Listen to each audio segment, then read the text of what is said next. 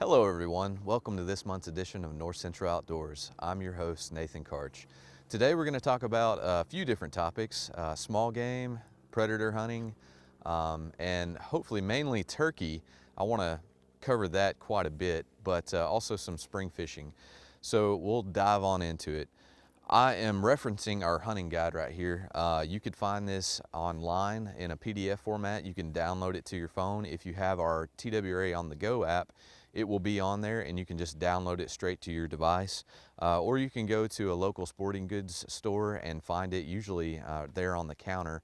I know we stock Walmart and Academy Sports, Bass Pro Shops, so go and pick you up one of these. This is a great reference guide, and I will reference some page numbers as we go. So to start out, most of your small game is out of season at this time. It either ended February 28th or March 15th. A lot of people want to know about squirrel. A squirrel ended March 15th. A rabbit is the February 28th, and that's normally when our old licenses expired. Every year at the end of February, they would always expire. Now they're a little different. They're valid for an entire year from the date of purchase, so that's good, but you just have to be mindful when those seasons end. Bobcat was February 28th as well. Coyote is year-round, but the night hunting season has closed for coyote. So that closed on March 9th. That will pick back up on June 7th and run through August 10th. So be looking forward to that, but right now it is closed. You can still hunt them during the daytime and you can still trap for them. That is year-round. And you can use a rifle now that it is daylight hours only. The night hunting season is just that shotgun, but now that it's daylight, you can use rimfire or centerfire rifles. Going on to the coyote hunting specifically and bobcat, again, June 7th through August 10th, that's 30 minutes after sunset to 30 minutes before legal sunrise. It's private lands only. You can't do it on any of our wildlife management areas due to safety regulations. Shotgun only, no single projectile. You can use buckshot, but if you're using the waterfowl loads or turkey loads, that's perfectly fine too if you want to use the buckshot, but no single projectile, so no slugs or anything like that. You are allowed one bobcat per night and no limits on coyotes when that season comes back around. Now, to dive into our turkey season. So this will be on page 74 of the hunting guide if you want to reference that. Going into our legal hunting hours, it's a little bit different from deer season in that it is 30 minutes before legal sunrise to sunset. So in deer season, it's 30 minutes after legal sunset. Turkey season, it ends at legal sunset, so be mindful of that. Your legal hunting equipment, you can do shotgun or archery methods. Shotgun, your ammunition type cannot be smaller than number 4 shot. So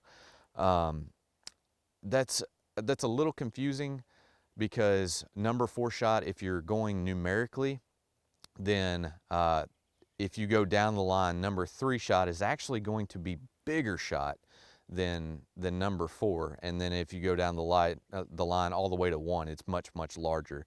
So you can go with number 4 shot all the way to 9 shot if you want to, but your most common turkey loads are going to be 4, 5, and 6, and they'll have those in 3 or 3.5 inch Magnum shells. Those are all good turkey hunting rounds, and you can get some extended range on those. Archery equipment, longbows, recurve, compound, crossbows, those are all valid. If you have an air bow, you can use that during the shotgun season. That kind of counts as a firearm. If you are on a wildlife management area, be mindful that there are several other hunters out there. They are calling, they're trying to mimic the sounds of a turkey. Please identify your target and what's beyond that before you shoot.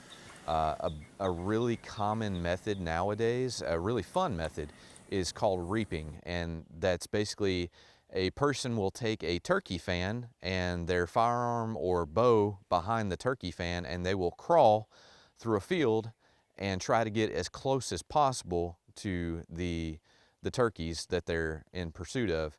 and hopefully the turkeys will come right up to them. But that has led to several incidents where people have gotten shot on wildlife management areas and private lands. So reaping is not legal. It's prohibited on all wildlife management areas. All public land, you cannot do the reaping method. Private lands, you can, but please be mindful that that could be somebody else that you're on the other side of. You could be calling to another person. So be aware of your target and what's beyond it. Be aware of the other hunters on your lease. Just coordinate with each other. That's very dangerous. There are a couple different methods on how to do it. You can get in a ground blind, or you can just do the run and gun method. I think you're going to have a lot better odds with the run and gun method. Simply, you target the turkeys from the roost. Normally you'll go in and you will scout the day or so prior, find them on the roost, go back to that location in the dark and wait on them in that morning before sunrise. And then right at sunrise, you can yelp out a couple calls, and usually if you have some decoys in the field, the toms will fly right down, and that's when you can get them. If you don't have any luck then, you can try them before they go back on their roost in the afternoon. Usually that early morning time or late afternoon time is the best, and a lot of people have a lot of luck during midday. So it's really hard to kind of have a whole lot of benefit getting a tom to respond to you from that, say, 6 a.m. to 9 a.m. because if they are after a hen or courting some hens and they're not interested in your calling or your decoys, then they're not going to come to you. But midday, when they've busted up from those hens and the hens are on the nest and the toms are out searching for others or they're feeding, then you can really have some success. So if you miss the morning hunt, try midday. I think you'll find some success.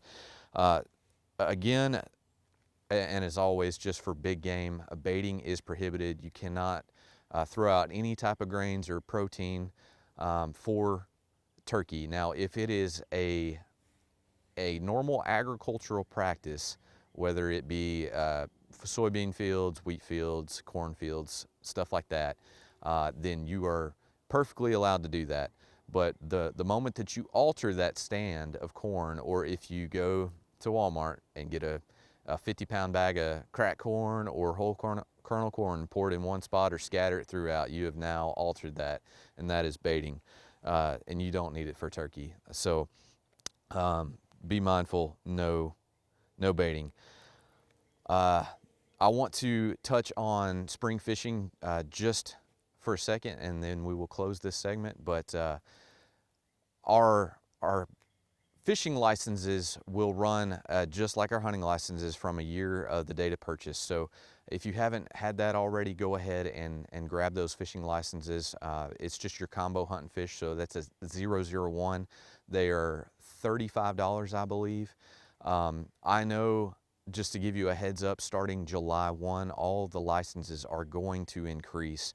It's going to be a little bit more streamlined and simplified, but the license fees are going to increase. So if you have an opportunity to go ahead and grab your license prior to July 1, do that, because I think they're expected to jump like 28%. Right now, crappie and bass are hitting really hard. So I encourage you to get out there and hopefully have some luck with that. Old Hickory and Priest, the crappie are great right now. Your hybrids and striper will be coming in, especially on Priest, but also on Old Hickory as well. So usually about mid-April they start hitting really hard, and those are some of the funnest fish to go after. They fight so hard, it's almost like you're in coastal waters and you're fighting saltwater fish. They are so much fun. I want to close this out by stating that if you haven't had your hunter education certification yet, go ahead and do that prior to turkey season. It's reciprocal, meaning that if you have it in one state, it's recognized by pretty much every state in the U.S., so it's a one and done type deal. Now it is exclusively online. Since COVID, they made things a little bit more efficient, and they didn't want people, you know, going to an in-person class. So now it's exclusively online. There's no in-person live fire portion or testing portion. You can go to the NRA's website. It's completely free. Save your progress as you go and go ahead and knock that certification out, because if you were born after January 1st of 1969, you have to possess that certification prior to going in to hunt. And again, if you possess that certification from another state and you've moved here, or if you plan to move out of state, if you've got that, you're covered.